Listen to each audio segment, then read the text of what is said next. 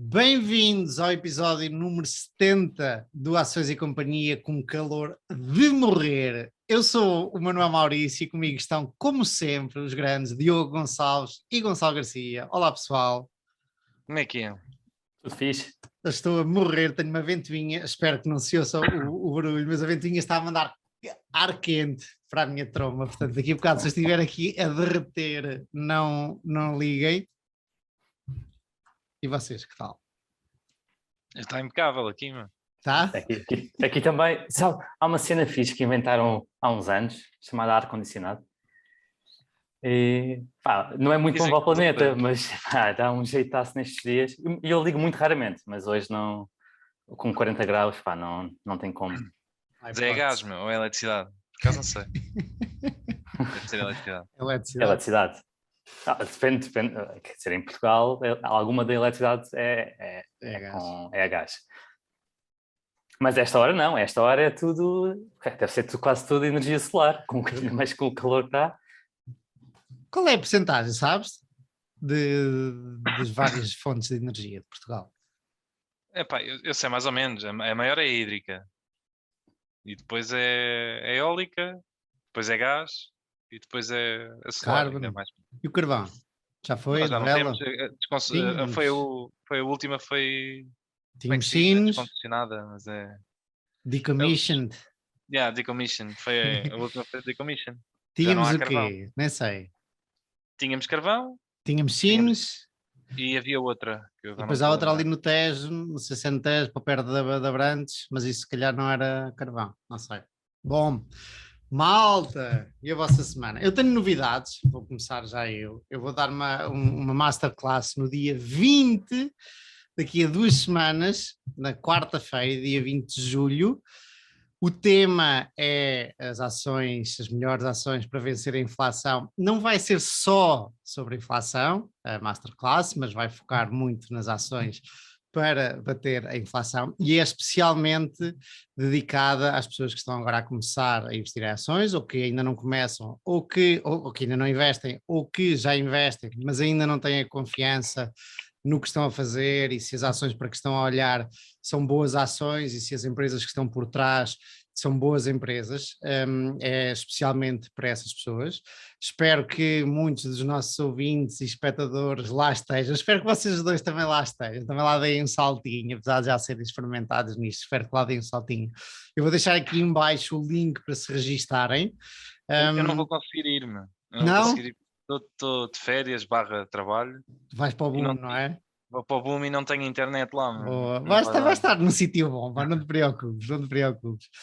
E já agora, só para excluir aqui aquelas pessoas que acham que eu lhes vou-lhes dizer ações individuais, quais são as melhores ações, eu não vos vou dizer. Vai haver alguns case studies, eu vou comentar algumas ações específicas, mas eu sou muito mais apologista de dar a cana de pesca e ensinar a pescar do que a dar o peixe especificamente. Portanto, quem estiver interessado, registre-se aqui em baixo, eu deixo aquele link na descrição, dia 20 de julho.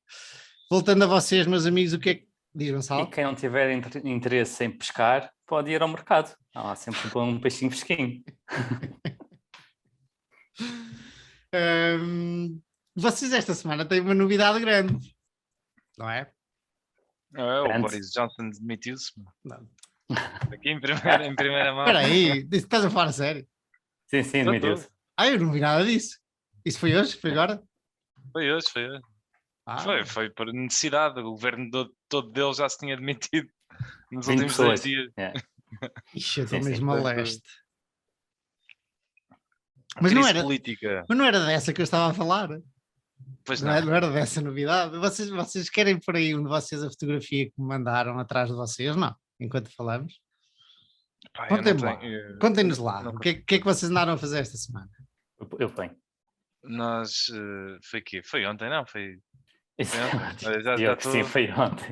Já parece que foi há muito tempo. Ontem fomos assistir ao Innovation Day da Salesforce, que se passou aqui em Lisboa, no CCB. E foi um dia diferente, onde teoricamente acho que o objetivo daquele dia era mostrar as novas coisas que iam ser implementadas nos softwares da Salesforce. Ok, e esse vai ser o teu tema, certo? Sim, vou falar disso. Então já lá vamos, até podemos começar com isso. Mas antes, temos alguma... eu tenho andado tão ocupado com esta história da Masterclass, não tenho tido tempo para ver nada, nem Twitters, nem nada. O que é que se tem passado, além do Boris Johnson? O Elon Musk tem aparecido, não? Sim. Apareceu hoje outra vez, não é? A fazer. Descobriu-se que tem mais 2 filhos, não é? Que engravidou uma empregada de uma empresa. Sério? Agora tem 7, não é? 9. Com estes 9? 2, 9. Ok, força. 9 filhos. Mas E já ele se andava... Quando ele morrer vai ser bonito. Desmantelar o negócio dele para os ele vai implodir tudo antes de morrer. Meu. Tipo, não há problema. E já tem esses filhos há muito tempo ou são recentes? Nasceram ano passado, mas só hoje é que se soube. E a empregada era da Tesla? Neuralink. Neuralink. Isso não dará uma história como a do Bill Gates também? O tipo não tem que se despedir por assédios dentro da empresa, no local de trabalho, coisas assim? Isto não tem nada a ver com a Tesla. Esse aí seria o mais problemático, porque é uma empresa em bolsa. A Neuralink é privada, não sei como é que... Ok. Sim, não estou ciente do que se passou com o Bill Gates. Ele não saiu da Microsoft por causa disso, depois veio-se... Não, divorciou-se por causa disso. Ok, mas ele já estava fora, já... Sim, sim. Se calhar então eu devo pegar no exemplo errado. E se calhar o Elon Musk também se divorciou um bocado por isto, porque na verdade ele apresentou o divórcio há uns meses com a Grimes, eles separaram-se. Ok.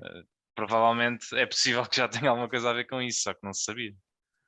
Ainda ontem, curiosamente, olha, não tenho visto notícias, mas estava a ver o Tarantino, um vídeo no YouTube dele a falar do Harvey Weinstein, do tipo que foi produtor da maior parte dos filmes dele, e que foi, ora, aí está atrás do Gonçalo, quem não nos está a ver, atrás do Gonçalo estão as credenciais, os crachás do Innovation Day da Salesforce, em nome de Diogo dos Santos e Gonçalo Garcia, e o que eu gostei mais foi a empresa do Gonçalo Garcia é o GG Fund. Espetacular. O Diogo entendeu como sendo good game. Good game, muito bom, muito bom. Que é o que se põe sempre no final de um jogo, nos chats, não é, Diogo? Quando o jogo corre bem, ó, pois é, good game. É. Bom, e só para terminar a história do Tarantino, que não tem nada a ver com ações, mas estávamos a falar dessa do SED e tal, e o Tarantino diz que toda a gente mais ou menos sabia que o Weinstein tinha assim, assediava, ele não disse que sabia de violações nem nada disso, obviamente, não é? Mas que toda a gente percebia que isso acontecia, até porque tem acontecido ao longo da história de Hollywood. E depois ele dá o exemplo de um produtor qualquer antigo, não me perguntem de que época, mas foi a ideia que me ficou bastante antigo. E há uma visita aos estúdios de alguma coisa lá em Hollywood e mostram com algum orgulho ou piada o quarto para onde esse produtor levava as atrizes. Isto já acho eu que foi há décadas. Pronto, isto para dizer que essa cultura, pelos vistos, está lá enraizada em Hollywood e é muito frequente. Bom, continuando, estavas a mostrar aí, podias ter deixado por trás. Sim, por fundo. E os vossos temas? Exato. Eu venho falar-vos de um case study. Eu sou um grande fã de case studies e é uma coisa que eu gostava de fazer para o All in Stocks, que é de fazer, está nos meus planos, se calhar para este ano, que é fazer case studies para quem quiser aprofundar um bocadinho mais conhecimento, fazer case studies sobre empresas específicas, sobre coisas passadas, quase como agora estamos em 2008, estamos a olhar para esta empresa, estão aqui os dados que tens, o que é que tu vês aqui, ou o que é que... qual é a tua opinião com os dados que tens aqui desta empresa? Era uma coisa que eu gostava de ter feito e que ainda gostaria de fazer, o que alguém fizesse por mim, como exercício para melhorar o reconhecimento de padrões. E portanto o que eu trago hoje é exatamente isto, é o Lilu, que é conhecido como um dos melhores investidores aí da cena do investimento. O Lilu, uma aula na Columbia Business School, que foi historicamente a Universidade de Value Investing, foi onde andou o Buffett, o Graham, etc, etc. E é um case study sobre a Timberland, a empresa de botas, que ele comprou em 1998, e é ele a apresentar esse case study para os alunos e fazer perguntas aos alunos e por aí fora. E tu, Gonçalo? E é de ressaltar que a tua memória está muito melhor, meu caro, porque este é um tema que já escolheste há uma semana e não te esqueças que eu tinha escolhido. Não, eu fui ver que tinha escolhido, fui lá atrás ver o que era. E é das poucas aparições do Lilu, portanto essa aula é espetacular. É. Portanto, Que ele é deve uma ser de pessoa muito facto, reservada. para o Manuel se lembrar, é memorável, só pode. Até porque Ele também dá outro exemplo, mas ele não fala em números, pá, que ainda hoje mantém, que é o caso da Bloomberg, Uhum. como uma empresa monopolista. Ainda hoje mantém? Não, eu acho que ele não tem a Bloomberg, Ah, mas ok. é. A Bloomberg não é cotada. Pois é, por Pois, isso que eu é estava a privada. pensar. Sim, Mas como exemplo de empresa que se tu algum dia pudesses ter comprado Bloomberg, porque é que haverias de vender porque estava caro ou barato? Aquilo não faz sentido nenhum. Aquilo é um monopólio, sempre a aumentar preços. Gonçalo, o teu tema é? O meu tema mais uma vez trago aqui um artigo do Morgan Housel.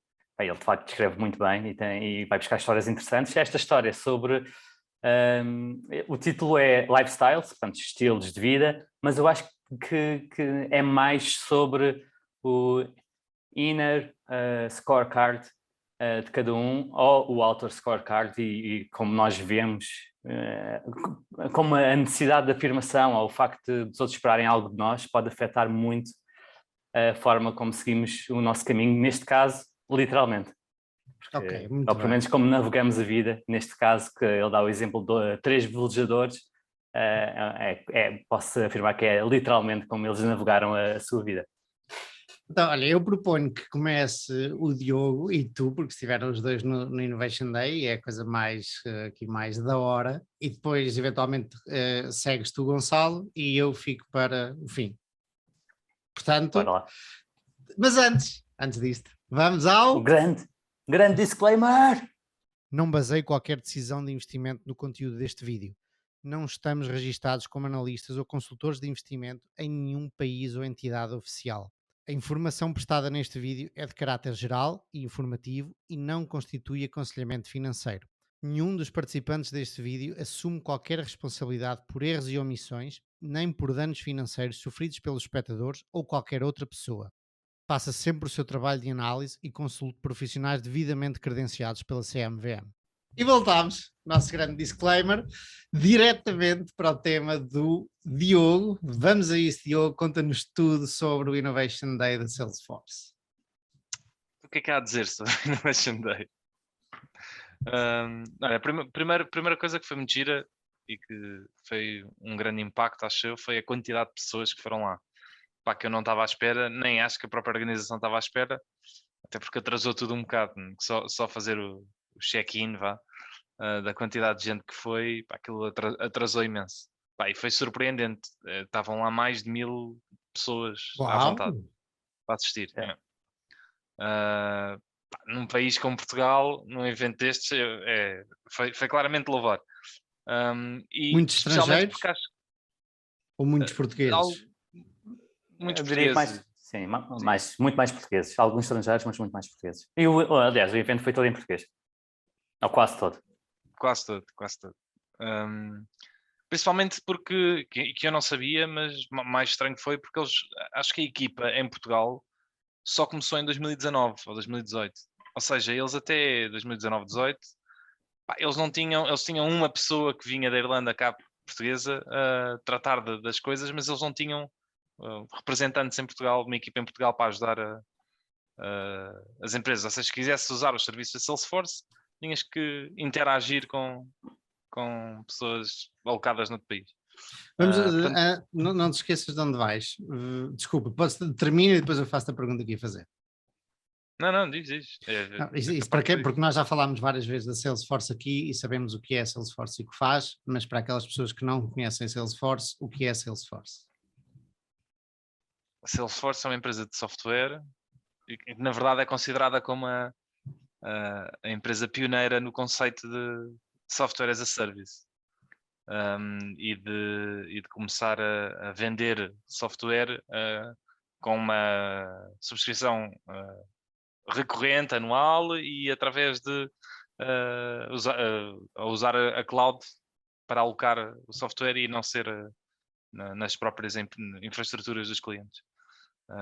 Pronto, e basicamente ela começou como um software de vendas, o chamado CRM, não, com o Client Relationship Management, mas hoje em dia tem uma panóplia diferente de software. Maioritariamente para empresas, é isso? Sim, é B2B.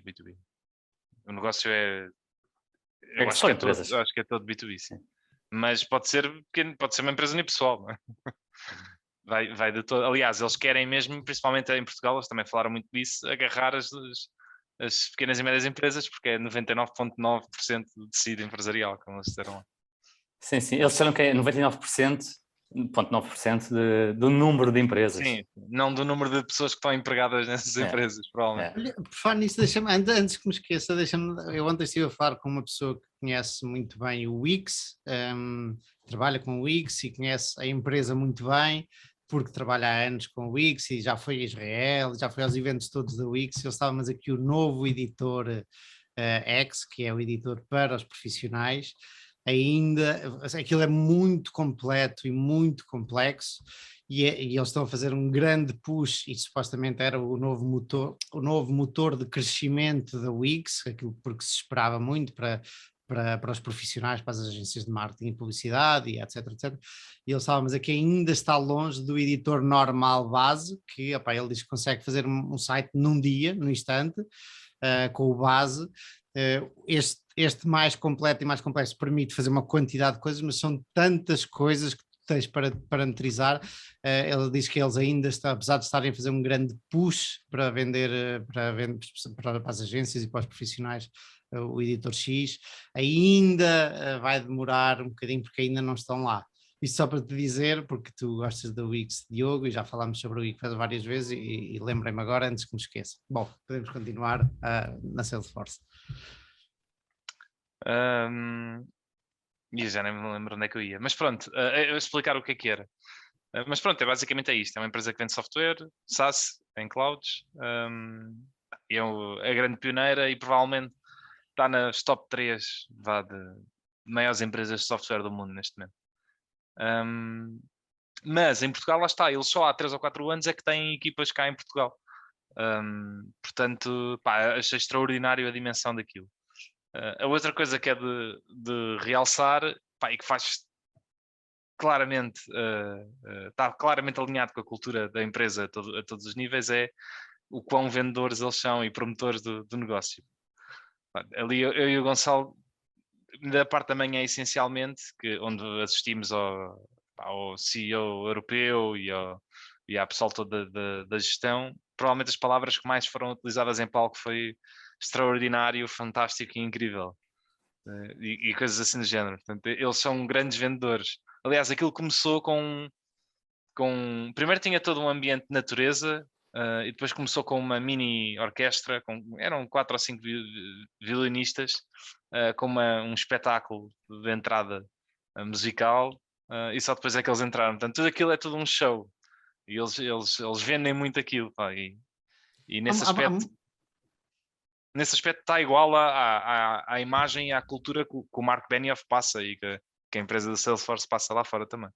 Há muita cultura das tech companies ali de Silicon Valley de fazerem estes eventos, muito como a Apple, Microsoft fazia e faz, e depois a Wix também faz, a Tesla, de fazerem estes eventos, e muitas vezes a mim dá-me um bocadinho de vergonha alheia, porque muitas vezes são tipo a tentarem puxar demasiado e isto é espetacular e à espera normalmente são nerds dos computadores, e não leves a mal, Diogo, que não sabem exatamente estar em palco e depois puxam pelo aplauso, mas as pessoas, é assim uma coisa forçada. Quando era com o Steve Jobs era altamente, mas depois com muitos toda outros a gente não... conhece a dança do Bill Gates no Windows 95, yeah. Ficou para a história, pelo menos isso. Este também teve esses momentos assim que parece... Por acaso não, até porque isto era muito mais... isto não era um evento muito técnico, isto era muito mais vendedores e equipas de ou de gestão, ou de vendas e sales e marketing, do que propriamente malta técnica. E não eram propriamente nerds a apresentar. Pelo menos a parte inicial, e uma diferença muito relevante que se notou era aquelas palestras da manhã, que são mais abrangentes e muito mais overview, para as da tarde que escolhias uma área específica para te focar e onde até foi algum técnico falar e afins. Aí já notavas grande diferença na forma como a mensagem era passada, nomeadamente no que toca a estas palavras de amazing, espetacular, incrível, o estilo de palavras que tu fazes um control find no call transcript do earnings release da Salesforce, e encontras sempre aí umas 10 de cada. São sempre lá incredible, amazing, outstanding, fazes um control find e encontras sempre aí entre 5 a 10 de cada. Eu só vi uma vez e mesmo assim fiquei todo contente de um deles a falar de gerar valor para os acionistas. E ficou-me na cabeça, mas foi só uma vez. Porque na verdade a empresa é muito customer centric e portanto fala sempre no consumidor uma data de vezes. E fala também no ambiente e depois tem esta toda vertente toda de ajudar a sociedade e ajudar o mundo. Que é assim um bocado, lá está, para mim é vendedor outra vez e tentar ter uma imagem positiva. Mas houve uma vez que falaram de gerar valor também para os acionistas, para os shareholders. Porque é que eles fizeram... Uma pergunta é o que é exatamente o Innovation Day, o que é que foi o conteúdo, mas antes disso é porque é que eles fizeram em Portugal e em português. Isto não seria uma coisa para todo mundo ver e é um evento de promoção em Portugal porque entraram aqui há pouco tempo, vão fazer isto noutros países ou é único? Eles devem fazer em vários países, mas o que me pareceu muito é que isto era um sítio essencialmente para, com muita gente, muitas empresas, e para tentar vender, ou seja, para tentar juntar eles nas zonas de comes e bebes, das pausas, havia barraquinhas de vários partners com que a Salesforce trabalha, desde a Accenture, a Deloitte, aqueles consultores todos da IT, até com demonstrações de aplicações do software, etc. E para as pessoas irem falar com eles a seguir, nessas pausas. E portanto também pareceu-me que eles estão ali, aquilo é muito também para vender, para arranjar negócio. E a maior parte das pessoas que estavam lá eram pessoas que iam através das empresas. E era claramente por isso, e onde se nota também bastante que era por isso, é quando fizeste o registro, que tens obrigatoriamente de pôr de empresa que vens, daí eu ter escolhido o fundo GG, ou GG Fund, e depois tens de pôr quantas pessoas trabalham na tua empresa. E isto claramente gera toda uma panóplia de leads, que depois se a empresa lhes parecer relevante e viram que foram muitas pessoas foram lá, claramente isto torna-se muito mais fácil tentar fechar negócio nos dias a seguir a esta conferência. Portanto, isto é uma maneira deles venderem, não é? E de arranjarem clientes. Uma maneira bastante cara, claramente, a comida, lá está, nestes eventos havia comida e bebida com fartura 3 vezes, houve uma orquestra no fim a tocar música, que também não deve ter sido coisa barata. Aliás, o próprio CCB é caríssimo, não é? Alugarem o espaço do CCB para um dia foi no também auditório? não deve ter sido barato. Vários. Sim, exato. A manhã foi no auditório principal, mas a parte da tarde, como havia várias sessões, era em vários auditórios menores ali à volta. Mas ainda incluiu o principal também para uma das sessões. O que foi uma pena, na verdade, porque lá está, na parte da tarde, que era uma parte mais técnica e que iam mostrar inovações em cada uma dos softwares que eles vendem, tu tens que optar e só podes ir assistir a um, não podes ir assistir a todos. E depois isso não fica gravado online? Acho que sim, acho que vai haver. Mas eu e o Gonçalo escolhemos as 2 áreas de negócio mais recentes e que estão a crescer mais, que é a MuleSoft e a Tableau. E que são as menos conhecidas da empresa. A empresa inicialmente foi conhecida pela Sales Cloud, depois foi juntando a Marketing Cloud e a Revenue Cloud, que são os maiores negócios. Mas hoje em dia também tem outras vertentes, e neste caso a MuleSoft e a Tableau, que são empresas que foram adquiridas e que estão a crescer acima da média em relação à empresa, às clouds antigas. Pronto, a parte da tarde foi um bocadinho mais giro, para mim foi um bocadinho mais técnico, deu para aprender um bocadinho mais. Eles tiveram uma demo também com um caso de um cliente em que tentaram mostrar um problema ponta a ponta e usando todo o software que eles podem disponibilizar a um cliente, numa de vender tudo junto, porque tu podes escolher só usares um dos softwares ou eles estão a tentar muito hoje em dia puxar pela 360 Experience, que é tu usares o software todo. É tu comparares logo todos os serviços deles. E então eles fizeram uma demo em que demonstram um caso em que eles, para resolver o problema e fechar o negócio e não sei o quê, usam a panóplia toda dos softwares deles. Inclusive é o Slack, né? Que foi a última aquisição, como o centro disto tudo. Também foi que eu giro. te ia perguntar, foram ver, havia alguma apresentação do Slack, não?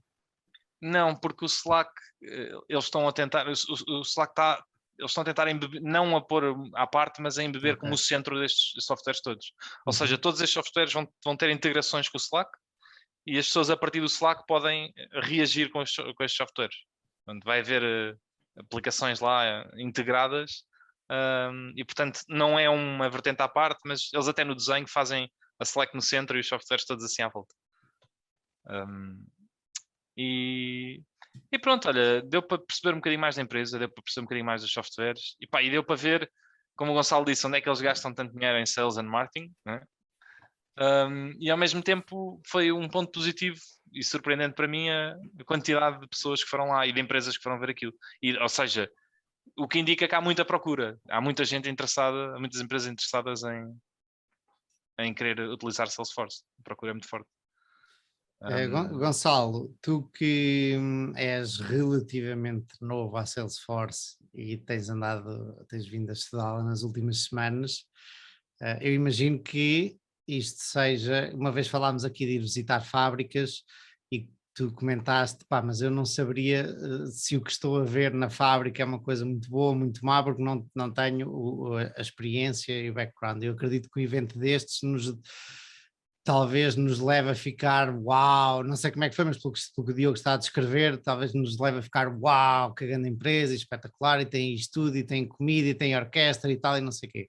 Qual foi a tua opinião com que ficaste deste evento?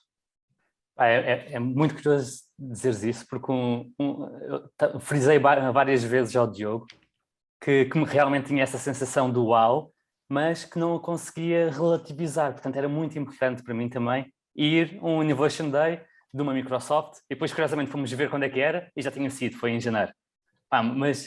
Mas seria muito, muito interessante comparar esta experiência e todo este interesse e a forma que o software consegue fazer, e principalmente comparar com uma solução parecida que a Microsoft está a tentar desenvolver, chamada Microsoft Dynamics, tentar perceber se há alguma diferença relevante ou não, mas sem ter grau de comparação, fica muito fácil deixar-te levar por toda a envolvência de marketing que eles, de facto, são fortíssimos. Aqui uma diferença importante em relação a visitar fábricas é que o que fizemos ontem não foi exatamente visitar as fábricas. As fábricas aqui para Salesforce seriam quase como eu ir ver o código. E realmente, se eu olhasse para o código, era como um burro olhar para um palácio. Aqui, na verdade, estava a tentar mais olhar para o produto final. E seria mais como tentar perceber o produto final de outra, tentar olhar para as resmas de papel da Navigator, olhar para as mas pronto, também não posso dizer que acrescenta grande valor. O que me ajudou bastante foi a perceber um bocadinho melhor qual é a implementação disto tudo. Lá está, porque é uma coisa B2B e não conseguimos ter uma percepção tão bem como consegues com o Facebook ou com o Google, que é mais B2C. Há uma questão interessante que o Gonçalo frisou ontem, que é a quantidade de software que eles vendem às empresas através dos partners. Ou seja, pelo menos as empresas portuguesas, todas elas que usavam Salesforce, iam apresentar os seus case studies com o partner ao lado. Ou seja, quando a fidelidade ia ao palco, ia com a Deloitte, por exemplo. Porque foi a Deloitte que implementou para a fidelidade. Quando sei lá, o novo banco foi ao palco, foi com a Capgemini. Não era KPMG. KPMG. E basicamente quase todas elas foram ao palco e levavam sempre o consultor atrás que tinha implementado aquilo. E há muita venda através desses consultores, dessas empresas. Agora que me estás a dizer, acho que já percebo, mas eu ia te perguntar o que é um partner e o que é que faz um partner. Basicamente chegam lá e implementam a coisa toda, alocam pessoal, é isso, para ir lá. Ok. O que em algumas empresas faz sentido, não é? Se tu tens uma empresa tipo Bustano Hotels, lá está. Se calhar faz sentido porque o teu negócio não é teres malta informática, não é lá a trabalhar. Agora nós falamos disso, quando és, por exemplo, um banco, não é? Um banco já tem milhares de programadores, mas tipo, eu não consigo perceber porque é que todas elas usam esses partners, mas pronto. Mas isto há de ter alguma... O exemplo gritante foi a Fidelidade, que até nos disse que tinha 250 developers, e mesmo eles usaram um partner. Alguém para os ajudar a fazer a integração de todo o software que a Salesforce disponibiliza, precisaram de uma consultora para o fazer. Eu suponho que esses 250 não estivessem sem fazer nada, portanto já tinham trabalho, e isto não é? Digo eu. Claro, obviamente, mas o trabalho deles é exatamente isto, é procurar soluções que sirvam para dar suporte a todo o negócio. Então, e a Salesforce não emprega, não faz a implementação eles próprios, é isso? Não. Eles então, dão formação às consultoras, basicamente as consultoras então são retalhistas deles, são tipo o braço da distribuição e das vendas, é isso? Em parte sim, mas imagina, qualquer pessoa pode usar Salesforce, uma empresa pode diretamente comprar os softwares e ter pessoas internas a trabalhar nisso. Ou então pode contratar estas empresas, lá está. Okay. A Salesforce para ela é igual, mas obviamente que provavelmente deve gastar bastante dinheiro, deve gastar uma parte das vendas de Sales and Marketing, por exemplo, a dar formação a pessoas ou a tentar, de alguma maneira, deve haver umas comissões quaisquer para estas empresas. Portanto, há de haver ali qualquer desvantagem para o lado delas de estarem a usar estas empresas. Mas é interessante perceber para perceber o modelo de negócio também. Mas depois tens aquela parte, por exemplo, a MuleSoft, que foi tão falada ontem, a parte que faz a integração de tudo o que não é ecossistema da Salesforce com a Salesforce. E um exemplo que eles mostraram ontem era, por exemplo, havia um frigorífico que tinha sensores de temperatura e um desses sensores avariou e essa conexão do sensor para o ecossistema da Salesforce é feita via MuleSoft. E isto deve ser difícil de implementar. Imagino que não haja assim uma solução tirada da caixa em que consigas implementar nos teus frigoríficos, por exemplo. Ok. Mas isso é porque a maior parte dos frigoríficos também não tem sistemas de IoT, mas provavelmente eu acho que todos os... Se tu tiveres frigoríficos que tenham acesso, não é, a poder enviar os dados, depois deveria haver uma maneira de poder integrar todos eles, sim. Através dessa ferramenta. Exato. Mas pronto, precisas pelo menos saber usar esta ferramenta. Eu não sei, obviamente nunca a usei. Depois, eu também não. Eu também não sei. Aliás, eu não sei usar nenhum software de Salesforce. Nem nunca usei. Slack. Sim, tirando. Mas o Slack também surgiu como... Esse é o único que não é inteiramente B2B. Exato, qualquer pessoa pode instalar. É o único também que não precisas de um consultor para te ensinar a mexer. Mas pronto, overall foi uma boa experiência, meu. Acho que sim. E até eu não me lá importava mais... de ir a mais, meu. Principalmente com comida e bebida à descrição, quase. E essa aí escreveste? Qualquer pessoa pode ir? Sim, esta foi. E o Diogo veio de lá jantado. Então temos que estar alerta para mais. Podíamos fazer uma coisa dessas assim todos os meses. Eu estive a ver que a Adobe teve um este ano também cá, mas foi em janeiro já foi. Agora e a Microsoft também vimos, não é? Foi a Microsoft, desculpa. A Microsoft fez um em janeiro. Boa. Mas é procurar. É um mix de aprendizagem com... Sim, mete um alerta Google com Innovation Day Lisbon. Não, pode ser que me perderam a mim. Pois. Sim, o Diogo está lentinho. Depois deste dia, vocês saem de lá mais convencidos do potencial de investimento na ação ou menos? Ou igual? Eu venho lá mais convencido que a rampa de lançamento da Salesforce, principalmente na Europa, e usando Portugal quase como data point, é muito grande. Parece tão incipiente. Por exemplo, nós fomos ver, depois do específico que nós fomos ver, como o Diogo estava a falar, foi do Tableau com a MuleSoft. E a parte do Tableau só tinham 11 clientes em Portugal. Ok. Olha, programas mesmo, Diogo. Até onde é que ouviste, Diogo? Basicamente,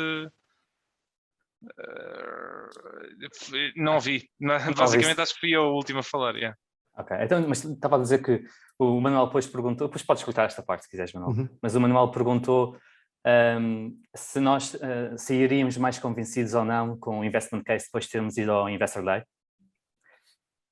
E eu estava a responder que, no que me toca a mim, e usando o interesse que observámos em Portugal como uma amostra para o resto da Europa, parece que a rampa de lançamento ainda é muito, muito longa.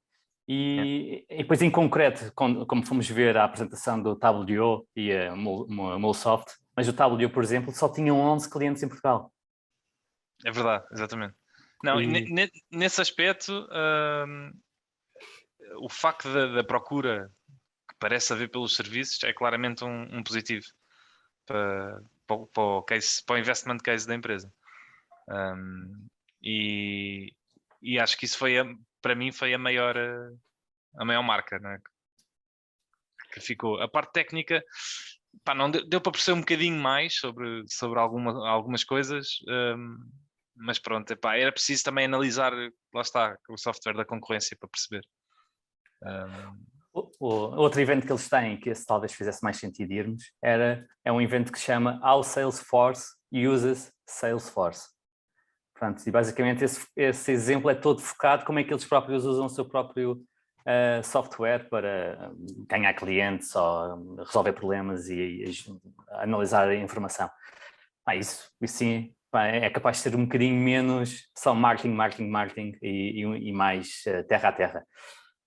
O outro ponto, pronto, aqui deu para perceber que realmente o top line tem margem para crescer a este ritmo, ao ritmo de 20% ao ano, por mais alguns anos pelo menos. Por outro lado, a grande questão é sempre como é que isto cria valor para o acionista. Não é? E essa parte é um conforto que tens de ter à parte, que estes eventos não dão todo para o teres. Pelo menos para mim não dá.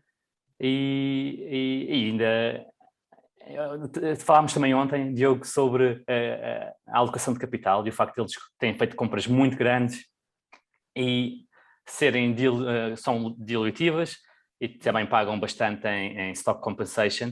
Portanto, isso também é dilutivo. A stock compensation bem menos do que as aquisições, é cerca de 2% ao ano. Mas quando crescem a mais que 20%, o crescimento quase que limpa a grande parte desta diluição, ou mais que limpa a diluição. A grande questão é se eles, quando ficarem net cash, e estão a gerar cash por isso, se não fizerem mais aquisições, serão net cash em breve, como é que eles vão alocar capital? É isso. Eu não gostei na última earnings call, que falaram sobre a recompra de ações, até por causa da queda desta histórica, não é histórica, mas caiu 30% ou 40% este ano. E o comentário deles foi: nós historicamente não temos comprado ações e esta para já é a nossa política.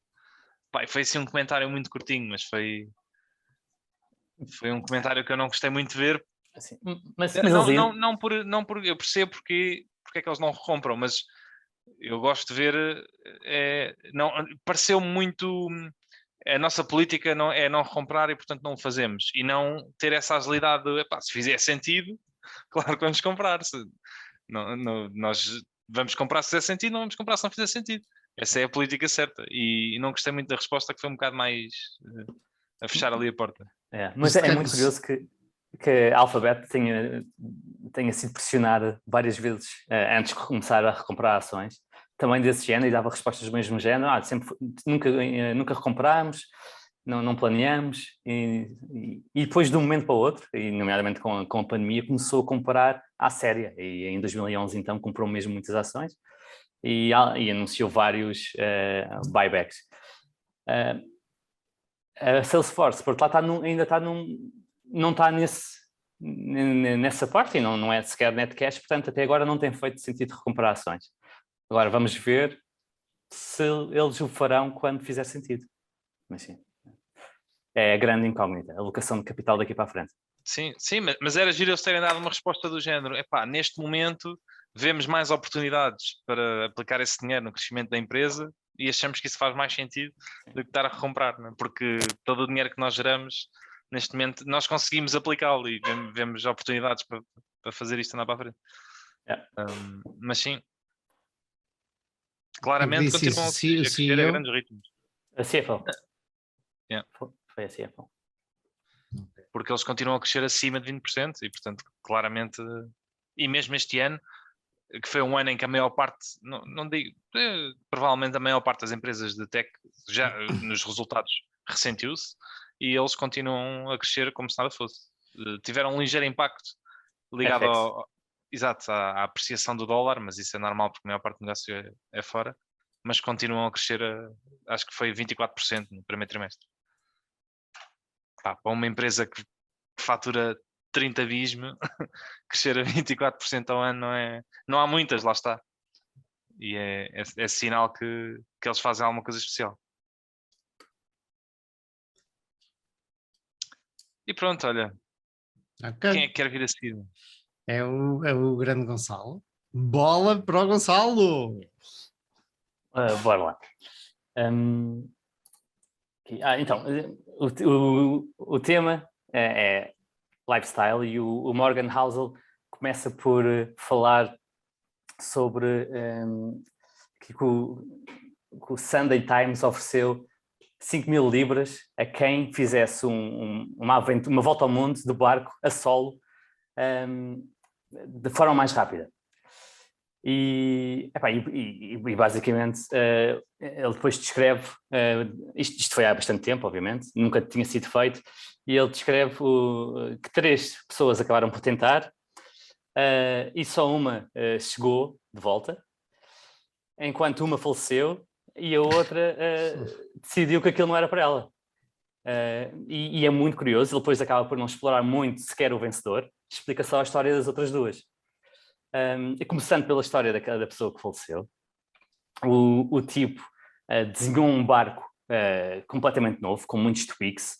Ele não tinha o capital todo suficiente para desenhar o barco, ou pelo menos para implementar o que tinha desenhado, então pediu um empréstimo, e empréstimo esse tinha de ser devolvido se ele não conseguisse completar a volta ao mundo. Portanto, e se ele conseguisse completar, esse empréstimo era perdoado. E este tipo acelerou muito o processo, portanto tinha muito stress para começar a tempo, e o barco não ficou em condições, e logo no início, mesmo nas águas calmas, começou a meter água. Uau!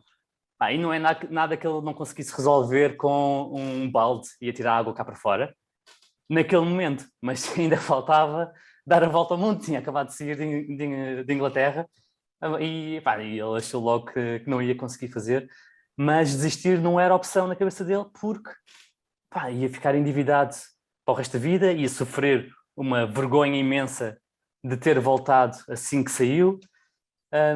Então o que ele acabou por fazer foi tentar uma marosca para fazer crer ao resto das pessoas que deu a volta ao mundo sem dar a volta ao mundo. Muito bom! E então o que é que ele faz? Ele basicamente depois tem acaba por desenvolver 2 livros de registros, o que ele se chama logs, e com o sítio onde ele está verdadeiramente, e ele estava só a dar voltas ali no Atlântico, sem ir a lado nenhum, e o outro com que ia reportando em Inglaterra, onde é que ele estava, e manteve estes 2 registros para nunca se enganar. Nós estamos em que data, mais ou menos? Não estamos... Em que década? Tem tipo de anos 60, acho eu, ou 70, Ok. não é? Isto é antigo. Ok. Exatamente. Eles partiram em 31 de outubro de 1968, portanto, Ok. finais dos anos 60.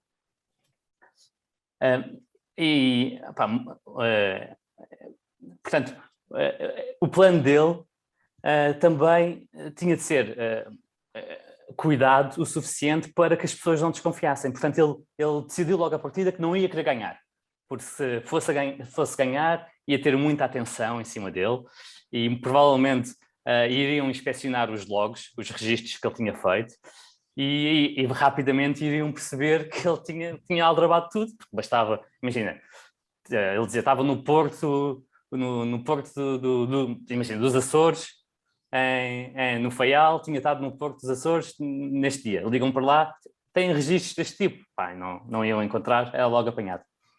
Mas, espera bem, mas e se chegassem primeiro, é isso que dizes? Sim, ele tinha medo de chegassem primeiro, Uhum. e isto ia acontecer. Ia ser feito um registro todo para ver se ele realmente Se chegassem em segundo já não iam fazer isso? É ele isso? achava que era menos provável que houvesse grande... que o pessoal fosse verificar se ele não fosse o vencedor. Aliás, ele nem sequer queria chegar em segundo, ele queria chegar em terceiro ou depois. O importante era chegar, é isso? O importante era chegar para não ter, para conseguir salvar a cara e não ter que pagar todas as dívidas que tinha. Porque... Sim, porque... Não, por isso Sim, não queria okay. pagar, não queria ficar hipotecado para o resto da vida. Tu se calhar já lá vais, mas deixa-me fazer-te já a pergunta. Se ele andou ali às voltas, porque é que não foi mesmo fazer a viagem toda? Então, ele conseguia andar às voltas em água calma, numa situação que ele conseguisse controlar, perto de terra, sem arriscar a sua vida. Agora, se fosse para zonas que ele nunca ninguém foi, pelo menos não com estas distâncias, sozinho, com um barco que já está a afundar-se, seria completamente diferente. Sim. Mas, curiosamente, depois ele fez mal as contas, ou os outros atrasaram-se bastante, ele, com os logs que estava a dar, tornou-se muito claro em Inglaterra que ele ia ser o primeiro a chegar. E ele começou a receber registros, já estava a ser implementada uma festa de recepção, já tinham chamado os jornais, e já ia atrair muita atenção e estava tudo desejoso que ele chegasse, que ia ser o primeiro, e ele não tinha como os enganar novamente, porque já tinha dado os registros, que estava àquela distância, e todos estes registros têm de ser feitos bem pensados, porque não podes fazer, imagina, 1000 quilómetros num dia só porque sim, ou não podes ficar parado durante dias a dizer que não há vento só porque sim, para não chegares em primeiro. E ele não teve meias medidas e para salvar a cara, ou não ter a vergonha e não estar hipotecado para o resto da vida, atirou-se para o mar. E só encontraram o barco com estes 2 livros dele, com os 2 logs, toda a sua jornada. O outro tipo, passando para a história do outro tipo, o outro tipo que não chegou ao fim, também tem uma história muito interessante. Ele era muito experienciado, mas o que ele não gostava mesmo era todo este folclore atribuído à navegação. Ele gostava de navegar pela contemplação, de estar sozinho, de estar em contacto com o mar.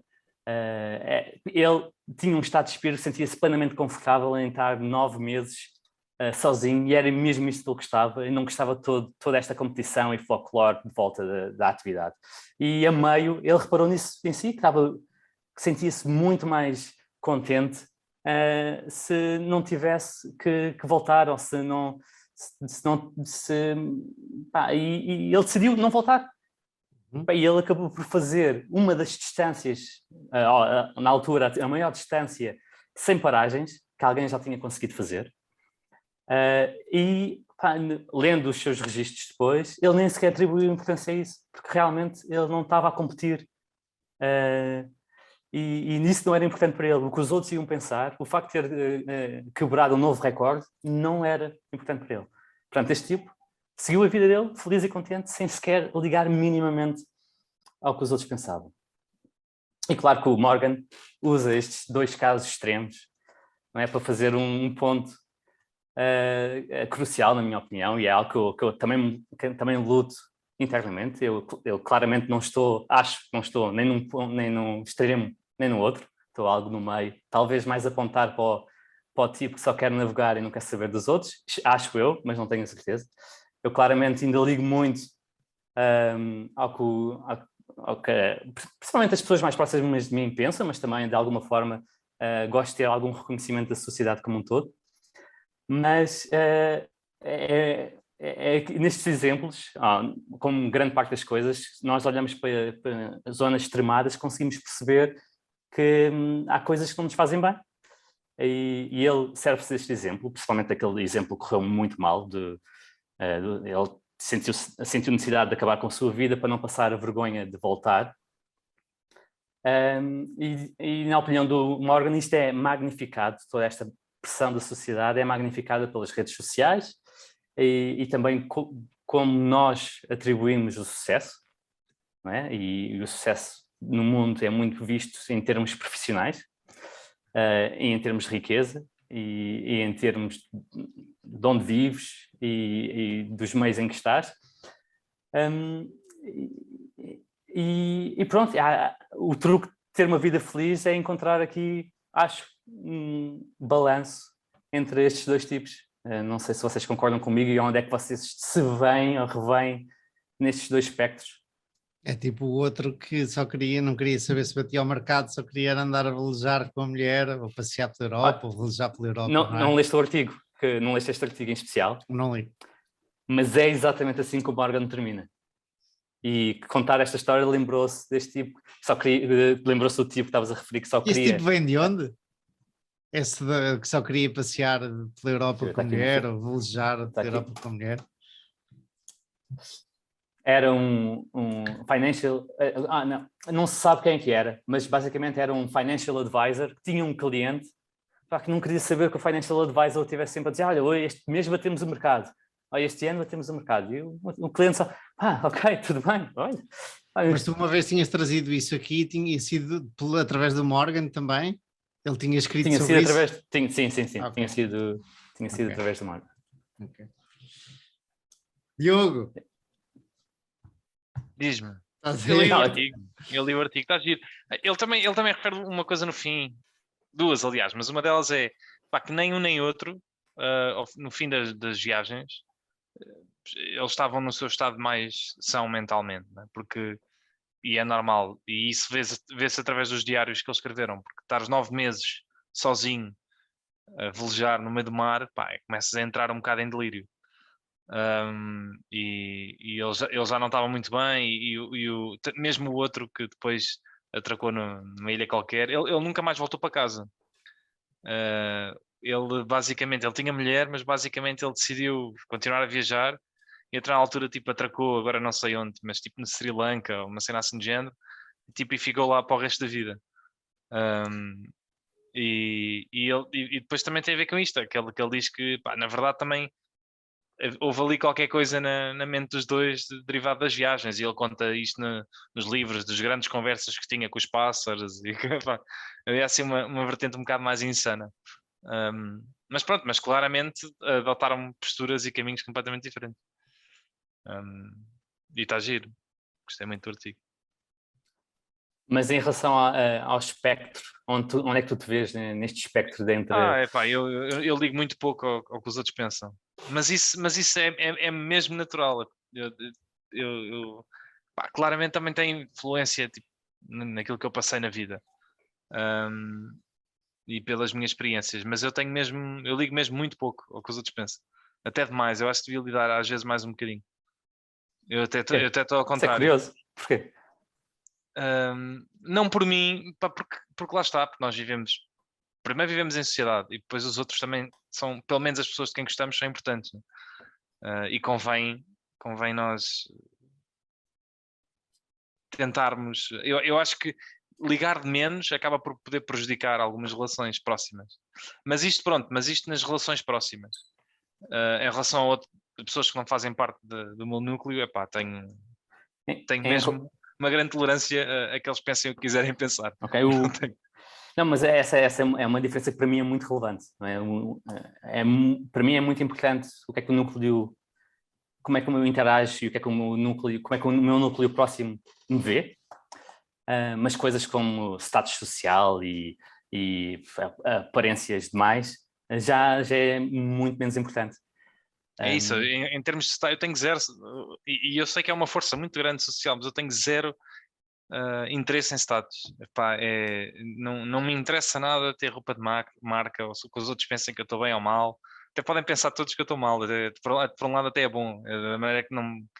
Ou idealmente ser ignorado, da maneira que ninguém me chateia e que ninguém me tenta prejudicar. Títulos e cargos de empresas, e não ontem falámos disso, né? Toda a gente que aparecia, que estava apresentada, tinha nomes pomposos em inglês. Era sempre Key Account Executive Senior Manager, tudo assim, e completamente irrelevante. Desde que me paguem o que eu acho que eu mereço, podem-me chamar o que quiserem. Há uma mania, uma moda, tradição nos Estados Unidos das pessoas dizerem Hi, my name is Dr. Manuel Maurício. Põe eu fico sempre a dizer, não, o teu nome não é Doctor, o teu nome não é esse, ninguém disse que eras Doctor quando nasceste. Isto para dizer isso, e depois lá está, esses, como é que se diz? Esse dourar a pílula do teu posto de trabalho, não é posto de trabalho, mas do que tu fazes. É engraçado também ver muito dos Estados Unidos, e agora tu em Portugal tens muito exatamente isso, sou key account. Ok? E a mim isso diz-me zero, mano. Diz-me zero. Lá está. E no outro dia estava a ler um artigo social sobre isso. Há um sociologista que eu sigo muito no Twitter, que gosto imenso, sobre o quão... Aquilo é mais complexo do que isso, mas o bom trabalhador acaba por ganhar menos do que o que merece, e os maus trabalhadores acabam por ganhar mais. E depois há essa questão toda do status, que é as pessoas preferem receber menos, mas terem um status maior dentro da empresa. Ou seja, e daí vir esses títulos todos. E isso agarra as pessoas. E, efetivamente, elas preferem esse status dentro da empresa do que ganhar mais. E isto para mim é completamente inconcebível. Tipo, eu para mim até preferia nem ir lá se me pagassem mais. Se me disserem assim, olha, vamos pagar mais, mas tu vais ser a pessoa que... Olha, este é um bom exemplo. Vais ser a pessoa que recebe mais na empresa, mas vais andar aqui a lavar o chão, ou vais ser um gajo que recebe tipo menos do que os outros, mas és um senior key account, não sei o quê. Eu preferia ser o gajo que limpava o chão. Não, mas repara, mas e limpava com um riso na cara. E as pessoas iam estar todas, olha para este gajo, impecável. Mas esse dilema verdadeiramente posto seria algo diferente para mim. Eu percebo o que estás a dizer. Sem saber, não podes saber o que é que os outros ganham. Não é isso. Preferias lavar o chão e ter o salário mais alto da empresa, ou preferias ter um cargo de alto estatuto, tipo, imagina, chefe de divisão, mas uma divisão que não desse muito trabalho, fosse só lá, estar na boa, mas que tivesses acesso a um lanche particular, viajasses em primeira classe, tivesses tempo para fazer tudo o que gostas, tipo, tudo pago. Tinhas todos os status, toda a gente tratava lindamente, tinhas a secretária que quisesses, eras convidado para festas, se quisesses ir, se não quisesses, não querias. Querias ir a um festival, eles arranjavas facilmente a passagem VIP, porque lá está, tinhas todos os status inerentes ao cargo, mas recebias menos do que a empregada. Mas estás a dizer, calma, mas o que estás a dizer é que tu, na verdade, recebes menos, mas tens dinheiro ilimitado para fazer o que nem precisas de dinheiro, exato. Não, tens tudo o que o status traz neste cargo em particular. Não é? Tens todos os perks que não são necessariamente monetários. Não é? Tu não os consegues trocar por dinheiro. Tu não consegues trocar as viagens que terias acesso. Não consegues? Diz? com dinheiro ilimitado podes viajar para onde quiseres, não é? Não, mas tu não... Imagina, se quiseres comprar uma casa toda fixe para ti, tu não podias trocar essas viagens por dinheiro. Ok. Ok, sim. Epá, pois, não sei. É Não verdade, sei. quando pensam nisso, vamos dar um exemplo. No outro dia falei com uma amiga que é, como é que se diz em português? Eu ia dizer corretora imobiliária, mas em português é consultora imobiliária. E ela estava-me a dizer e comentou-me assim, de grosso modo, quanto é que ganhava. E ganhava muito dinheiro. E ganhava muito mais do que no trabalho anterior numa multinacional. E isto até me estava a dizer, muitas das pessoas que saem dessa multinacional vão trabalhar com ela. E eu estava a pensar, depois estava em conversa com amigos arquitetos, estava a pensar, por que raio é que nós tivemos fazer um curso para depois, normalmente brinca-se que há uma notícia, isto numa faculdade de arquitetura, há uma piada que é, no dia saiu uma notícia que um jovem arquiteto de 50 anos ganhou um prémio. Portanto, o arquiteto aos 40 ainda está a tentar se ingrar na vida, quando noutras empresas ou noutras áreas aos 40 já está lá em cima e já está a pensar em reformar-se e tal. Mas isto para dizer, porque é que nós andamos aqui este tempo todo e a lutar e isto tudo para depois estar numa precariedade grande, etc. Quando podíamos simplesmente ir para ali, vender casas e ganhar uma pipa de massa. E agora não estamos aqui a pôr em questão o que gostamos de fazer ou o perfil que temos, se encaixa nisso ou não. Mas há muito disso e uma pessoa pensa, ou sair de uma empresa, ou aguentar numa empresa, uma estrutura empresarial sempre a tentar subir na escada empresarial, porque eu vou conseguir mais isto, mais aquilo, vou ser chefe de divisão e tal, quando podia fazer trabalhos diferentes, se calhar não tão reconhecidos eventualmente pelas pessoas, e ganhar muito, se a questão é o dinheiro, e ganhar muito mais dinheiro, e se calhar com menos chatice, depende tudo isto depende, há aqui várias coisas, mas isto para dizer, muitas vezes nós estamos presos, como tu estavas a dizer, Diogo, presos a uma. Falta uma palavra, mas em psicologia há de haver esse termo, presos a uma ideia de carreira, a uma ideia de eu valho pela cultura em que estou, pela cultura empresarial, e se saio daqui vou perder-me e não sei onde vou estar, qual é o meu lugar na sociedade, e há muito disso nos Estados Unidos, que tiram muito poucas férias. Há uns tempos atrás conheciam aqui um tipo que estava reformado, a mulher tinha falecido, e ele, tu és capaz de entender disto, Diogo, ele era programador ou qualquer coisa de mainframe, será da IBM, e tinha sido a vida toda nisto, e diz que tinha até relativamente poucos amigos, e nos Estados Unidos ele trocou de costa, portanto, entretanto, é como ir daqui para a Rússia, ficou sem amigos na costa onde estava e tal, e estava a começar a vida de novo em Lisboa, com os seus 60 e tal anos.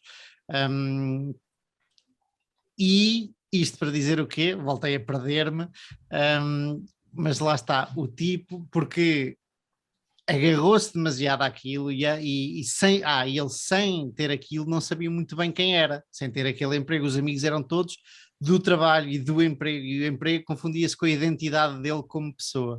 E existe muito isto, a nossa afiliação ao trabalho e à empresa onde estamos e ao ecossistema onde estamos inseridos. E acabou a minha dissertação. Pronto, mas a questão do status aliás, ela está omnipresente em quase tudo o que as pessoas fazem. As pessoas não têm, muitas vezes até nem têm noção disso. As pessoas até justificam, muitas vezes, tipo, dizem que aquele relógio tipo, é um Rolex, é caro, mas realmente é o melhor relógio.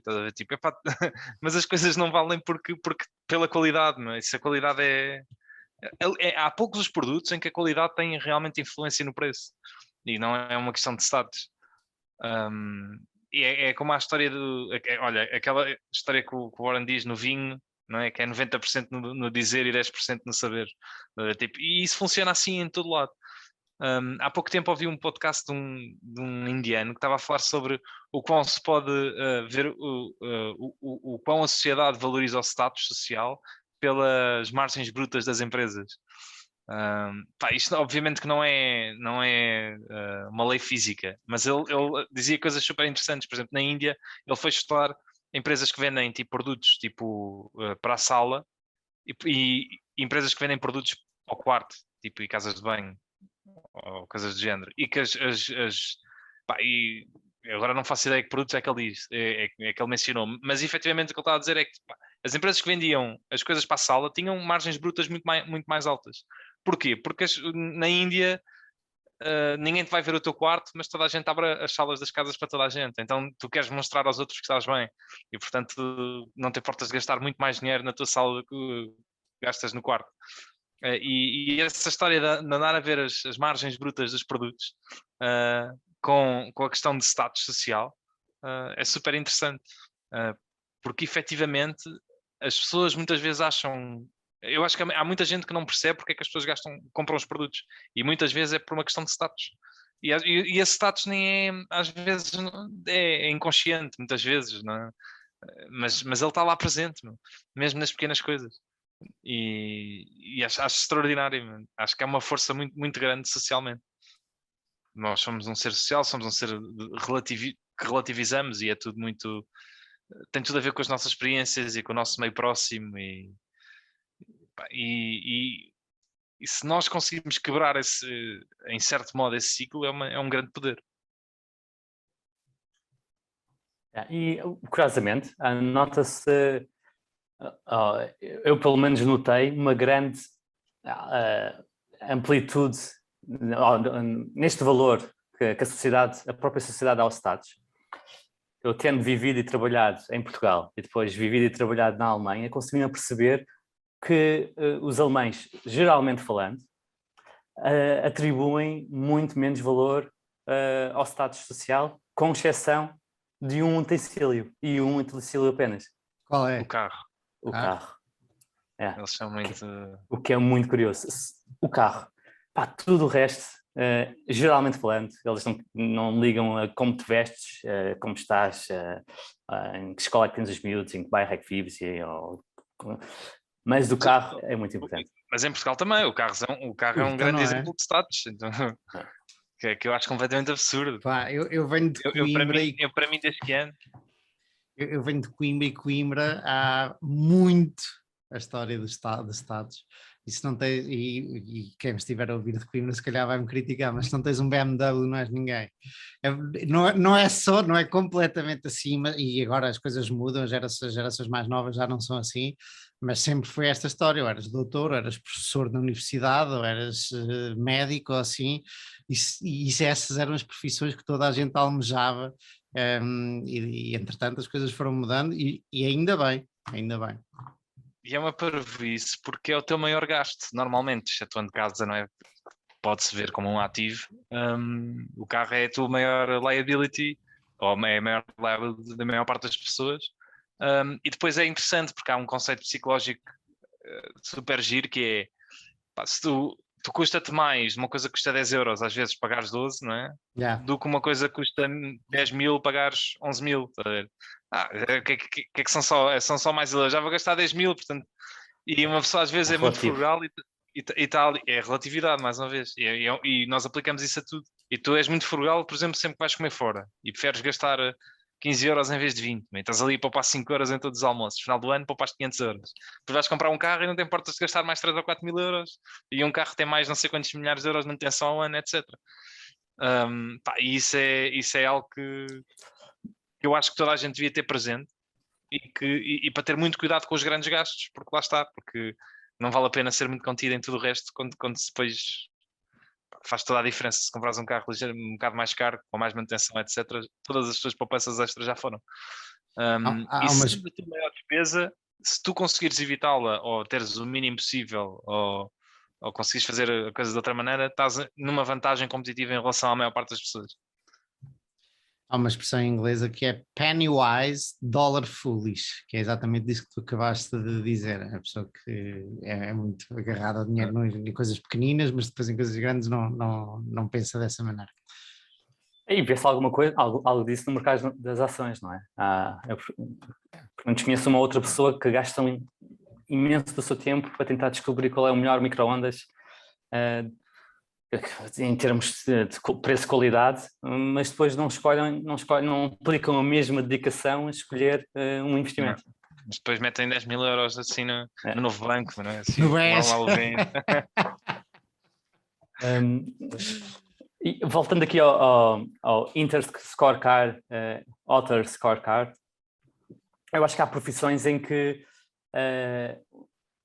fica muito mais difícil tentares ter apenas, só te julgares com os teus próprios valores e sem sem tomares o resto do mundo como relevante. E uma delas seria se tu gerisses um fundo e a forma como os teus investidores te veem acaba por ser muito, muito relevante para tu, para já, continuares com o fundo aberto e para que não sejas forçado a liquidar algumas posições. Portanto, às vezes mesmo acabas por escolher esse caminho, acabas por escolher de alguma forma colocar-te numa posição em que tens manifestamente de te importar o que é que as outras pessoas pensam. E quem diz um fundo de investimento diz outras coisas parecidas. Manuel, tu comentaste no último episódio que um dos desconfortos que tinhas com a situação atual do mercado era que o teu portfólio era público e isso dava-te um desconforto acrescido se fosse apenas, como eu e o Diogo temos carteiras privadas e, portanto, é mais difícil alguém de fora julgar. E é um bocadinho... Podemos sempre dizer que estamos a fazer imenso dinheiro este ano. Pois estamos. Pois é. Também shortaste Facebook no início do ano, não foi? Exatamente. Curioso, era o gajo da Alibaba, como é que ele se chama? Jack Ma, que nunca mais foi visto, que dizia qualquer coisa como até aos... Diz? Mas repara que essa polémica do Jack Ma, o Jack Ma já não estava à frente da Alibaba há alguns anos. Bem, já disse isto para dar para te picar. E só outra história, a Alibaba este ano está no verde. Está no verde. Ao contrário das empresas todas americanas. Se fores ver a Alibaba, year to date, está a fazer dinheiro. Cherry picking o teu time frame. Mas ele dizia qualquer coisa como até aos 20 ou aos 30 aprende, trabalha, até, acho que era até aos 30 trabalha para alguém que respeites e depois trabalha por ti próprio. Era qualquer coisa assim. Ele dividia a vida em 3 segmentos e um deles era trabalha para quem respeites e depois trabalha para ti próprio. E eu estava a pensar, muito de trabalhar para outros é muito de outer scorecard, porque tu muitas vezes não concordas com o que estás a fazer, não concordas com as decisões que são tomadas, etc, e ainda assim tens que agradar aos outros e não estás a fazer aquilo que se alinha com os teus ideais. Acho que isso é muito inner carda mesmo. Imagina, se tu estiveres em parte a borrifar para o que os outros pensam, eu acho que é muito mais fácil para ti subires numa empresa. Tipo, eu tenho que fazer o que eles querem, mas não é porque eu quero ficar bem visto, é-me igual. Eu não tenho eu não tenho sei lá. É isso, em vez de estás a fazer as coisas para agradar ou para as pessoas gostarem de ti, o teu foco é como é que eu cresço aqui. E fazes isso, e se isso for agradar pessoas, se não for, não é. Mas consegues ter foco diferente. Isto é meio o copo meio vazio e o copo meio cheio, ok, é uma boa perspectiva também. Sim, estavas a ver muito do fazer as coisas que não queres necessariamente fazer, ou que não te revês, mas a perspectiva deve ser porque é que tu fazes determinadas coisas, se é para agradar aos outros ou se é mesmo porque as tens de fazer. E aqui há uma distinção importante. Mas eu acho que e conseguimos pensar em outras profissões em que isto seja igualmente relevante, não é? Imagina, um cirurgião, a reputação é tudo. Portanto, e quando falamos de reputação, não é? E o Buffett fala muito de reputação, isto na verdade é um author scorecard, não é? E é o que permite a Berkshire conseguir alguns negócios e que depende da percepção dos outros. Mas é um auto scorecard que para o Buffett é muito importante e percebe-se que assim seja. Portanto, eu acho que ter apenas um Winter Scorecard, mesmo para alguém tão bem resolvido como o Buffett parece ser, não é realista. Não é, claro que não. A história da reputação é exatamente isso, como é que os outros te veem. Podes ter mais e menos, e a mesma pessoa pode ter mais, num grupo de pessoas, pode se interessar mais, como estavam a dizer, nas pessoas que estão próximas, nós interessa-nos mais como é que nos veem, nas pessoas que não estão próximas interessa-nos menos. Tudo isto é assim subjetivo e maleável. Não há aqui hard facts. É interessante que tu digas isso, porque na verdade é como os outros te veem, mas isso só é possível manter se isso não for por como é que os outros te veem. A reputação é uma coisa que, para tu teres uma boa reputação, tu tens de fazer por ti e não para agradar aos outros. É verdade, porque é um bom aquilo ponto. tem que ser genuíno. Yeah. Porque senão tu não vais ter esse, tu estás só, lá está, tu és um interesseiro. E isso não cria boa reputação. Tem de estar alinhado com os valores da própria pessoa, claro. E talvez para concluir, isso lembra-me um dilema que o Buffett faz, ou fez no passado com alguma relevância. Não sei se consigo traduzir para português, na essência consigo, mas não traduz exatamente. Mas é basicamente, se vocês se vocês preferem ser conhecidos como o melhor amante do mundo, mas ser o pior, ou se preferem ser conhecidos como o melhor amante do mundo, mas na verdade ser o pior amante do mundo. E aqui amante, em inglês é lover, e que nós associamos a um amante a uma coisa que é mais, potencialmente alguém que está a atrair com um amante ou assim, mas aqui no sentido é mesmo de lover. Eu tenho a impressão que em americano isso é de cariz sexual, amante sexual. Sim, exatamente. Não com uma conotação negativa, mas eu já pensei várias vezes nessa questão e não tenho a certeza da minha resposta. Sabes? Seria interessante eu ser o melhor amante do mundo, ok, mas a certa altura, e agora sem querer entrar em grandes detalhes, tens uma namorada, uma mulher e pronto, ok, fala muito feliz, mas se tivesse a reputação de melhor amante do mundo, mesmo não sendo, se calhar podias fazer coisas na vida espetaculares que não fazes hoje. Por outro lado, imagina a quantidade de mulheres que não ias desapontar. Isso foi, lá está, depende se interessava, se estavas a pensar no teu inner scorecard ou no outer scorecard, a tua opinião é uma delas. Pronto, isto só para dizer que não tenho a resposta tão óbvia assim a essa pergunta. Para mim não me é tão óbvia assim como o Buffett a faz. Mas a resposta, a pergunta não é para ser óbvia, é suposto ser uma coisa difícil. Acho eu. Claro, é um dilema. Eu estaria claramente a primeira, o de ser o melhor do mundo e ser conhecido como o pior. Lá está, pensando long term, eu prefiro ter uma relação estável para a vida do que andar a divertir-me durante muito tempo, mas vai chegar a uma altura. Mas imagina que tinhas a relação estável na mesma, mas tinhas uma grande reputação. Isto hoje parecemos o Bornalês, pés douradinhos ou o resto da vida. Mas olha que estavas sempre a desapontar com quem estavas nessa relação. Não, mas senão ela não estava contigo. Não era? Não, mas repara, tu podes manter uma relação em que uma das pessoas seja desapontada durante muito tempo. Era a pessoa com mais baixas expectativas do mundo.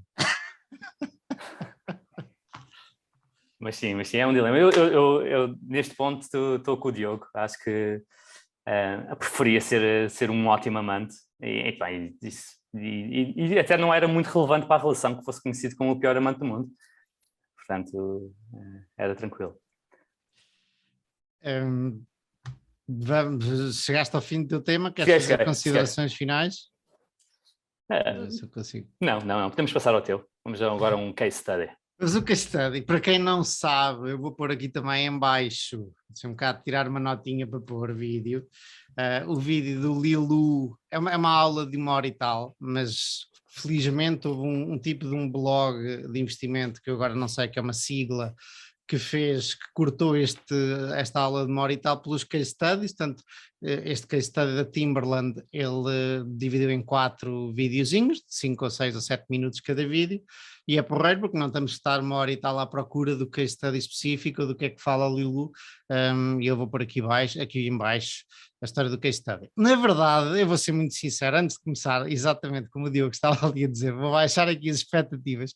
É muito mais fácil, muito mais porreiro ouvir o Lilu e estar a ver a cena acontecer do que agora falar dela, mas vamos a isso na mesma. É interessante, eu acho que já tinha comentado aqui, o Lilu vai à mala do Bruce Greenwald, que é há muitos anos, agora reformou-se há pouco tempo, mas há muitos anos quem dá o programa de Value Investing da Columbia Business School, que foi onde o Graham deu aulas e onde o Buffett se formou e uma porrada de outra malta. Só uma parte, ele tem um livro espetacular, chama-se Competition Demystified, e que também é eu já li há alguns anos, mas ele explica muito bem vários fatores competitivos e é mais uma ferramenta que nos dá como perceber vantagens competitivas e é muito interessante. Quem é que tem esse livro? Quem é que é o autor? É o Bruce. Sim. Greenwald. Yeah. O Bruce Greenwald. E o Lilu é convidado pelo Bruce Greenwald e vai lá apresentar alguns case studies, vai lá falar aos alunos que supostamente estão a fazer eu tenho a ideia que aquele programa é um programa extracurricular, ok? É assim uma coisa tipo pós-graduação, ou são programas curtos, acho que aquilo dura assim um mês, ou uma coisa assim. E são alunos de finanças, da área de finanças, que normalmente vão tirar fazer este programa. E ele manda-lhes, o Lilu manda-lhes de antemão os casos, isto que está aqui atrás de mim, isto basicamente é uma folha da Value Line, o Zoom não me deixa mostrar a folha toda, ele ajusta isto, mas é uma folha da Value Line, que era aquilo que o Buffett também usava. Na verdade o Buffett era da Moody's Manual, mas vai tudo dar ao mesmo, em que é parecido também com o Key Ratios da Morningstar, que pelos vistos, sob esta semana, desapareceu. Basicamente isto é um resumo das contas da empresa nos últimos 10 anos, acho eu que é o que tem. E tem aqui uma quantidade de métricas, desde as vendas aos lucros, a métricas de balanço, conta um bocadinho da história da empresa, quem são os maiores acionistas e por aí fora. Portanto, é assim uma fotografia de uma empresa, e tanto o Lilu como o Buffett e muitos de nós já passamos por isso, olham rapidamente para estes números a ver se lhes interessa, e a maior parte delas, 99,9% das empresas, é um não, até que vem alguma que levanta alguma suspeita ou alguma surpresa por algum tipo de métrica, e a partir daí vamos procurar. Isto é basicamente o trabalho do investidor em ações, é procurar dizer não muitas vezes a muitas empresas e depois eventualmente ir atrás daquelas que nós suspeitamos que têm ali uma pista que nos diz que ela é boa. E portanto o Lilu mandou aos alunos esta folha de antemão e depois faz-lhes perguntas vai-lhes perguntar o que é que vos salta à vista, é logo a primeira pergunta. E curiosamente nesta aula ele destroça os alunos do Bruce Greenwald, porque os tipos não fizeram trabalho de casa nenhum. E ele diz, então, mas vocês são os tipos que estão na melhor universidade, à partida são os melhores tipos do mundo nisto, vão trabalhar em hedge funds, e vocês não sabem nada disto, não conseguem olhar para a folha que têm à frente e ver o que lá está e tirar conclusões rápidas. Portanto, ele destrói um bocadinho os alunos, mas pronto. E portanto, a primeira pergunta que eles fazem é: o que é que vocês veem aqui que vos salta à vista? Vocês, Diogo e Gonçalo, e ouvintes e espectadores, não veem o preço da ação de 1988 a 98, mas a ação tinha vindo abaixo bastante, e foi exatamente em 1998 que o Lilu comprou a Timberland. E o que é que ele vê na Timberland em 1998? Bom, ele vai perguntando aos alunos, os alunos vão dizendo. Uma das coisas é o price to book value, que na altura eles davam muito relevo ao price to book, quase estava ali a 1.2, e o Lilu pergunta, então, este book value é constituído por quê? Porque convém sabermos se o book value, por exemplo, é todo goodwill ou intangíveis que numa situação por exemplo, como é que se diz quando desmantelamos uma empresa? De liquidação. Obrigado.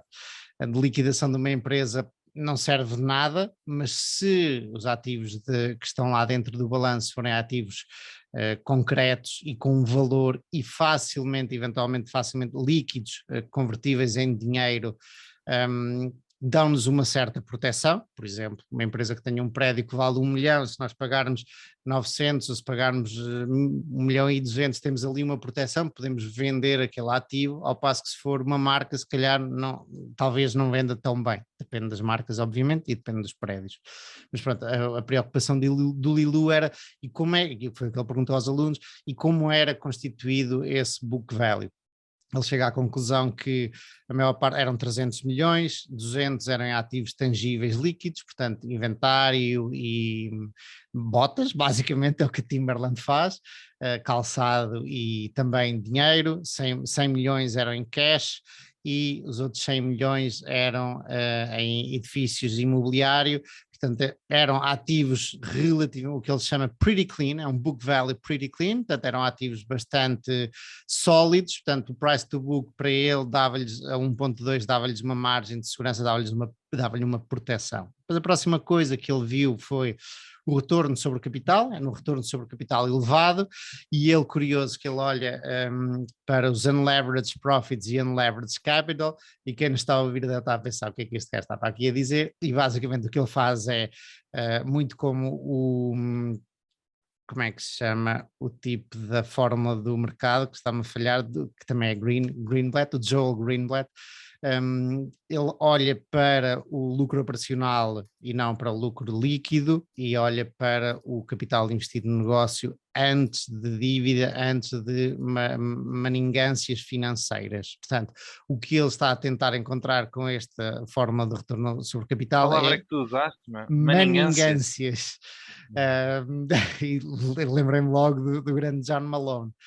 E o que ele está a tentar entender é o que é que o negócio por si só, sem matemática, como é que é? Financeira, sem ginásticas financeiras, está-me a falhar a palavra, consegue gerar o negócio por si sem grande dívida, que este aqui por acaso também não tinha grande dívida.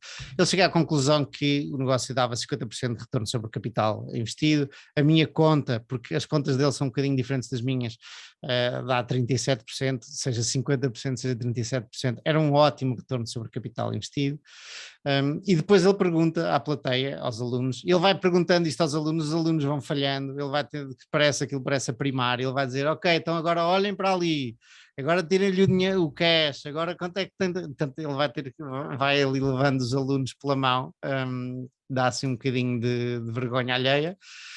E depois ele pergunta-lhes, então, e porquê é que vocês acham que estava barata? Porquê é que eu achava que estava barata, na verdade? Ele comenta a crise financeira asiática, que tudo o que era empresas que tinham vendas lá, ele dá o exemplo da Nike e da Reebok, eu nem sabia que a Reebok estava cotada em bolsa, provavelmente na altura até estava, não faço a mínima ideia, não fui procurar. Sim, sabes a história da Reebok? Está cotada em bolsa hoje em dia? Não, foi comprada pela Adidas. Ok. Pronto, boa. Eu ia dizer, eu sei que a Adidas e a Puma estão, agora a Reebok não. A Nike e a Reebok viram as vendas na Ásia a cair, portanto na altura vieram por aí abaixo, diz Gonçalo. Curiosamente agora a Adidas está em processo, a integração da Reebok não correu muito bem, nunca consegui, aliás as vendas da Reebok não têm subido, pelo menos ao ritmo que as próprias vendas da Adidas têm subido, e a própria Adidas tem feito uma underperformance grande à Nike. E eles agora estão no processo de venda da Reebok, portanto se quiseres comprar uma marca só por ti. Ok. Há de ser um private equity qualquer. Imagina a Nike comprar e dar-lhes e de repente dar uma volta. Yeah. Curiosamente tenho um amigo que há uns tempos foi a Miami ver a corrida de outro amigo de Coimbra, que é o Filipe Albuquerque, que corre lá já não me lembro qual é a corrida, não é IndyCar, não é NASCAR, não sei, já não me lembro, acho que é NASCAR. E este meu amigo disse-me que toda a gente fala dos meus Nike em inglês americano é Nike, e tipo a marca Nike, muita gente fala, nós aqui, tudo bem que conhecemos a Nike, mas não falamos dos meus ténis Nike, das minhas sapatilhas Nike, assim, muitas vezes ao dia, digo eu, pelo menos eu. E ele disse que ouvia muito, é muito forte a marca nos Estados Unidos. Isso é onde? Nos Estados Unidos? Miami, sim. Em Miami. Parece o Marcelo a recomendar livros, mas uma autobiografia que adorei é o Phil Knight. Exatamente, do Phil Knight, o fundador da Nike. e que chama-se Shoe Dog, portanto, o cachorro do sapato, e que ele era o verdadeiro cachorro do sapato, e ele começou a sua carreira, começou a Nike a importar Tigers do Japão, e a forma como ele conta e a sua vida é espetacular. Recomendo vivamente o livro. O livro lê-se em 2 dias, porque é tipo um thriller. A vida dele é tão interessante e a Nike teve tantas vezes já à beira de falir que aquilo é espetacular. Vale muito a Isso é pena. um bom livro para as férias. Muito obrigado, muito obrigado. É ótimo para as férias, realmente. Levezinho, lê-se muito bem. Tu disseste Tiger, o que são Tiger? O que é Tiger? A Tiger é uma marca principalmente de ténis, ou sapatilhas, japonesa, e que tinha uma tecnologia muito boa na altura, nos anos 60. Para mim a Tiger é a empresa de Copenhague, a dinamarquesa. Não, que vende bugigangas, mano. Ok. Não, por acaso eu sabia que eram umas sapatilhas, eu digo sapatilhas, vocês dizem ténis. Mas ok, mas era só para quem não tinha a certeza. Eu não tinha a certeza. Que em Lisboa de sapatilhas era da ginástica. E é espetacular. O livro, lembra-me só de uma passagem que ele fazia a importação das Tiger, mas depois introduziu alterações nos modelos criados por ele, pela forma como ele via as pessoas correr realmente. E a Nike, primeiramente com a Tiger, foram responsáveis por uma evolução imensa na performance destes sapatos ou destes ténis. Podiam fazer o mesmo com o Reebok, era lindo. Just do it. Just do it. E é espetacular. Ele depois. Eu não me vou alongar muito, mas o livro é tão bom que vem memórias de alguns episódios em particular. No livro está explicado também um negócio com a Jordan, da marca Jordan, que foi com Michael Jordan, obviamente, mas ele explica aquele pormenor do ponto de vista dele e porque é que correu tão bem. E também é quase uma aula de empreendedorismo. E vale muito a pena, recomendo. Feito. Férias. Bom, eu estava a dizer que porque é que estava barata, a crise financeira asiática, Nike e Reebok a verem as vendas a ir abaixo, tudo o que tinha exposição à Ásia estava a cair, muito de sapatos e calçado, a Timberland tinha ido também. Era uma empresa familiar em que a família tinha 100% do poder de voto, e lembrei-me logo aqui de várias empresas hoje em dia que têm isto. Era desinteressante para muitas pessoas. Diz? Facebook, né? Exato. Por exemplo. Era desinteressante para muitas pessoas exatamente por este facto e, acima de tudo, porque havia um processo, os analistas, os investidores tinham processado esta família, este management, e o Lilu, curiosamente, não explicou muito bem a origem deste processo, até que o Bruce Greenwald, o Lilu continuou a falar, e até que o Bruce Greenwald lhe perguntou, então mas explica lá isso melhor, e parece até que ele estava a tentar assim, mais ou menos encobrir a coisa, não sei, foi a impressão com que eu fiquei.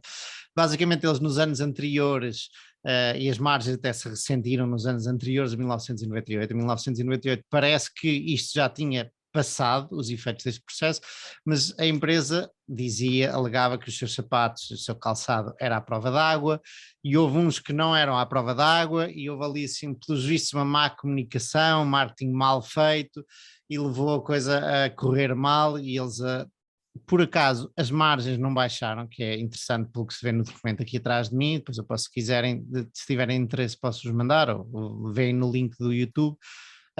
As margens não baixaram com este processo, as vendas não baixaram, mas as margens baixaram. Eu gostava de entender isto melhor, não é explicado no vídeo, mas pronto, e esta história toda dos sapatos à prova d'água não serem à prova d'água levou aqui um grande celeuma, levou a este processo por parte dos investidores. O CEO, a família, tinha normalmente a tradição de emitir guidance, falharam a guidance, os investidores ficaram chateados, os analistas de Wall Street, pelos vistos, ficaram chateados, e o que é que a família faz? Deixa de dar guidance e deixa de falar com os analistas de Wall Street. Parece que não ficou claro, mas que ficou sem cobertura dos analistas de Wall Street. Portanto, foi-se o imbróglio entre Wall Street e a família dona da Timberland que levou o preço por aí abaixo.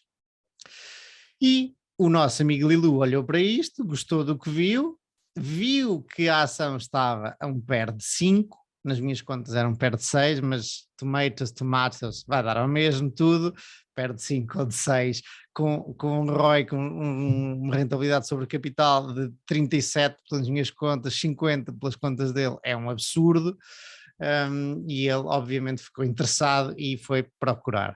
E ele, o que comenta e que eu achei muito interessante foi, e diz aos futuros fund managers, que era a plateia, esta parte até aqui vocês têm que ser capazes de olhar para ela em 5 minutos, isto vê-se num minuto ou 2, entende-se perfeitamente isto, faz estas contas, retorno sobre o capital, etc, etc, isto 5 minutos e perceber se querem olhar mais para esta ação ou não. E para isso têm que ser bons analistas, têm que entender bem a parte técnica, depois até lhes diz, vocês nunca vão ser bons investidores sem serem bons analistas, sem perceberem tudo isto que eu acabei de explicar em uma questão de minutos. Daqui para a frente é que começa a parte mais difícil, ou mais trabalhosa, que é o que é que vocês fariam daqui para a frente. E agora vou-vos perguntar a vocês dois, se lembram do vídeo, eventualmente não faz sentido, mas o que é que vocês fariam se chegassem agora à conclusão que esta empresa tem um PER de 5, tem um retorno sobre o capital alto, e há aqui esta questão do processo. Qual era o vosso passo a seguir? Não há respostas erradas, não tenham medo, não tenham medo. Eu não vi o vídeo, portanto tudo o que disser não é influenciado por isso. Das primeiras coisas que eu gosto de ver é como é que foram as decisões de alocação de capital anteriores. Ver o que é que se faz com o excedente de capital, se existir, e tentar perceber,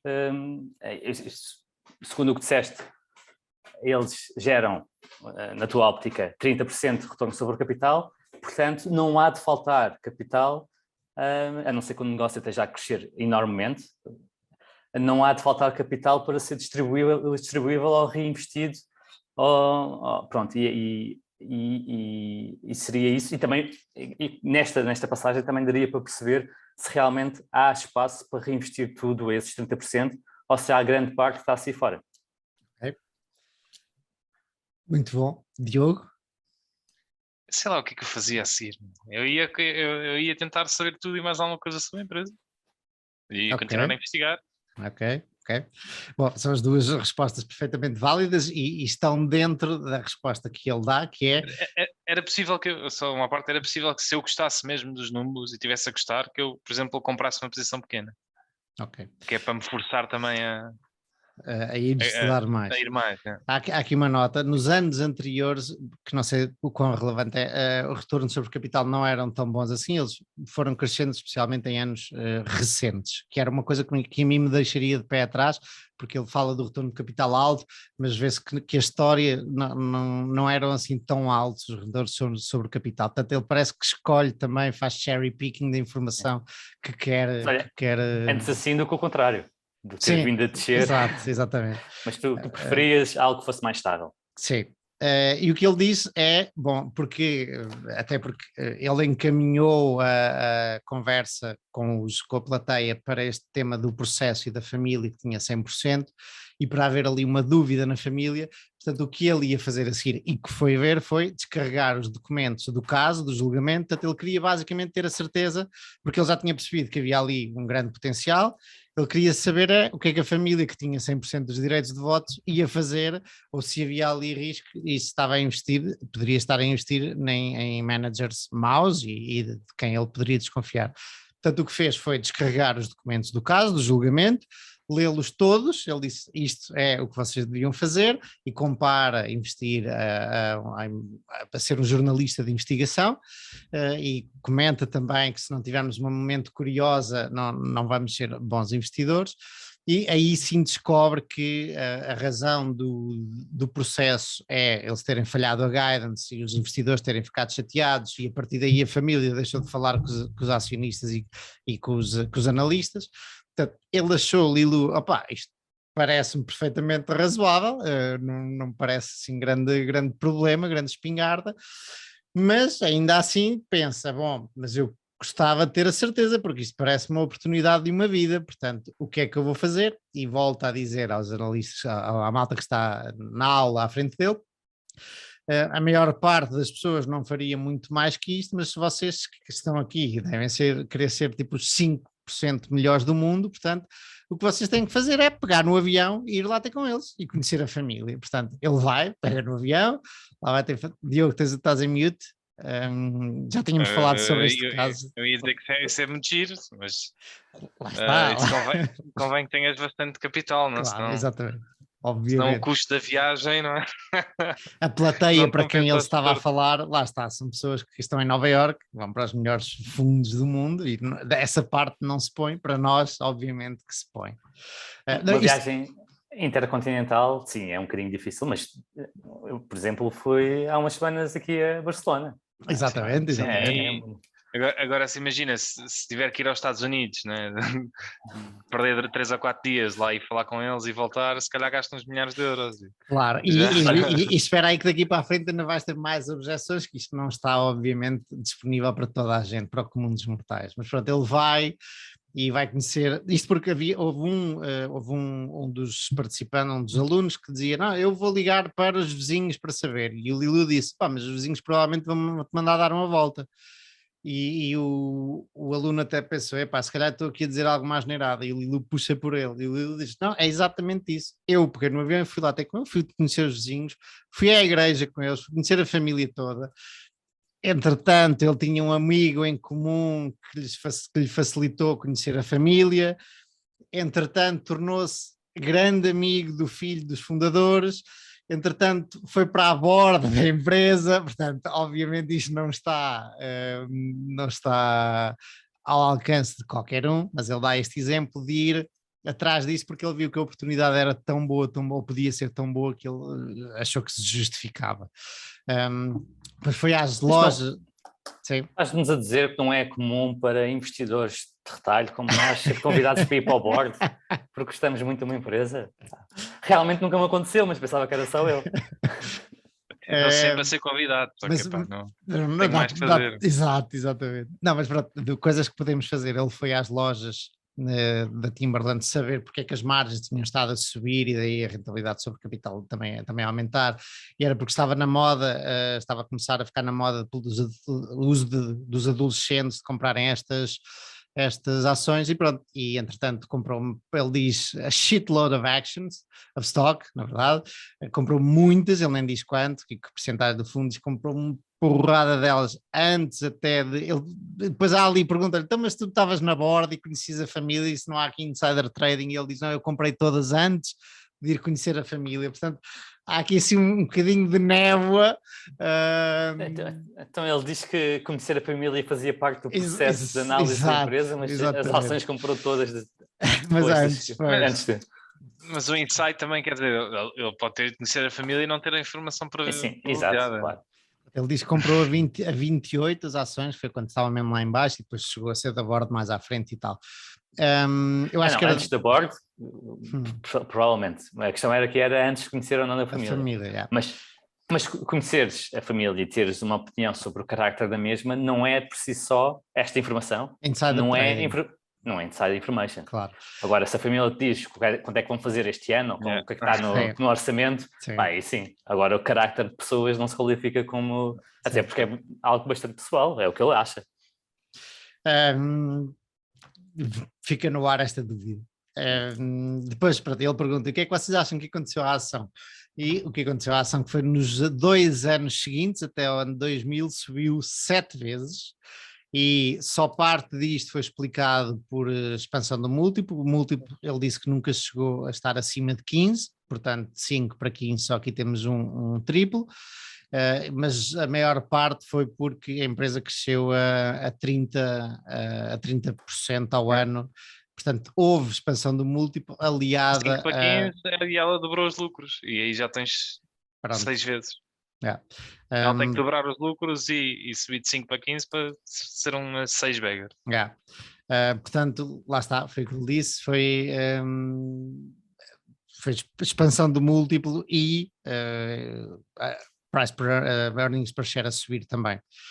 E depois, no ano 2000, entrou um novo CEO, muito mais aberto aos analistas, chamou Wall Street e isso tudo, e quando o CEO começou não havia ninguém na reunião, na reunião anual, na Assembleia Geral, em 2000 já havia 20 a 30 analistas e foi aí que o Lilu percebeu, bom, é hora de vender e vendeu e fez 7 vezes o seu dinheiro. E é esta a história da Timberland e do Lilu. E nós estamos a chegar ao fim do nosso episódio, temos 1 minuto no relógio. Eu gostei de conhecer este case study, gostava, se lá estivesse, adorava ter feito parte disto e ter estudado realmente para puxar ainda mais pelo Lilu. Tenho pena que aquelas pessoas que estavam ali não tenham, mas também lá está, isto foi em, já nem sei, 2006, Lilu não era tão famoso como é hoje. Mas pronto, eu gostaria de ter aproveitado mais. Lembro-vos, amigos, que temos menos de 1 minuto de relógio, podemos regressar, mas eu acho que já estamos a chegar ao fim da nossa conversa. É fazeres um Master in Finance. Posso ir fazendo estas coisas assim? Não, podes ir, mas pronto, mas não podes fazer perguntas a um vídeo que estás a ver. Não, é verdade. Podíamos fazer isso um dia. Meus amigos, chegamos ao fim, um grande abraço. Eu acho que o Lilu dá aulas, ou vai a uma faculdade, mas é chinesa, em Xangai. Um dia, vamos lá. Um bom fim de semana, uma boa semana.